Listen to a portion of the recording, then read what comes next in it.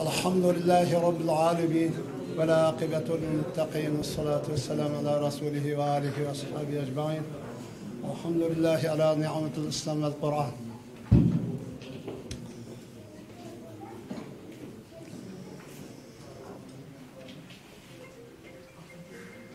Bizde Kur'an bilen, İslam bilen, yani dünya ve ahiretten saadeti yetekleydiğen iman ve İslam bilen bizni şereften dügen, bizni hidayet kıygan, bu nimetini bizge nasip kıygan Rabbimiz Allah'a çeksiz hem sanalar olsun. Elhamdülillah. Şunun bilen birge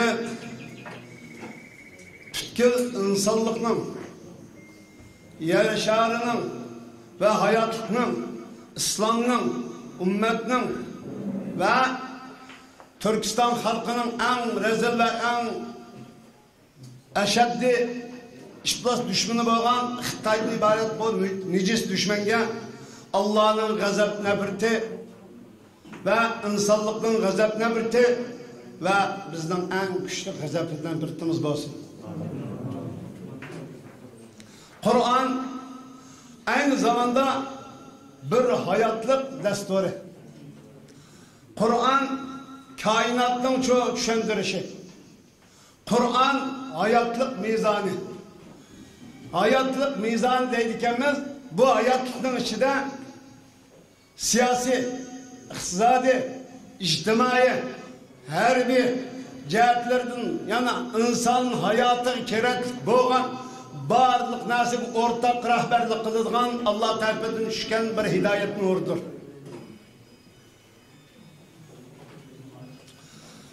Allah Teala bizge bu nurunu ata kılıp bizge çoğun özden rahmetini, hayri berketini yani jgip etken çağımızda özden söygen insanlarını bu hidayet bilen çoğu temin etti. Bunun için elhamdülillah deyimiz. Bu Kur'an'ı biliş, bu Kur'an'a amel kılış için evvel iman keltügen her bir iman sahibi bu Kur'an'a özümüzü bilişimiz lazım ve özümüzü bağışlaşımız lazım. Bunun için ihlas kılışımız lazım. Onun denkin bu Kur'an özünü bizge ata kılıdı, bizge berdi. Bu Kur'an bir insan için, bir aile için, bir cemiyet için, bir dünya için, yani ahiret için, kıyamet için, kembası bulmaydıgan Allah Teala'nın özgürmez kanuniyeti ve desturi kitabıdır bu. Bunun için bizni Müslüman kılan, müşeki toplayan Allah Teala'nın çevşislerini sanalara ettirin. Kardeşler, Şarkı Türkistan bizden tüfrükümüz, bizden ecdatlarımız bir kavlıq göreş kılış ve tirişiş, hareket kılış arkalık o tüfrükünün saklap ve güllendirip, terakki kıldırıp bizge miras koydu. Biz bu tüfrükünü güllendiriş, terakki kıldırış, bunu için devletke aylandırış üçün bizden tüfrükümüzde, vatanımızda besvagan Xitay'dan ibaret bu cinayetini Şarkı Türkistan'dan koglap çıkarıp onu şu devletke aylandırışımız lazım kardeşler. Bunun için biz Kur'an'ı yetekçi kılışımız, Kur'an'ı bizden çoğu hayatımızdan rehberlik aylandırışımız, bu Kur'an'ı Peygamber Aleyhisselatü Vesselam körsetken, düşendiğin halet düşünüş arkalı Şarkı Türkistan'ın siyasi hareketine rehberlik kılalaydıgan, Şarkı Türkistan'ın siyasi hareketine canlık rol alalaydıgan ve bununla barlığımızı bağışlaydıgan Ali ruhuna ata kılalaydıgan kitap fakat Allah'ın kitabı ve Muhammed Resulullah sallallahu aleyhi ve sellem'in sünnet kardeşler. Bugün bizim siyasi hareketimizdir.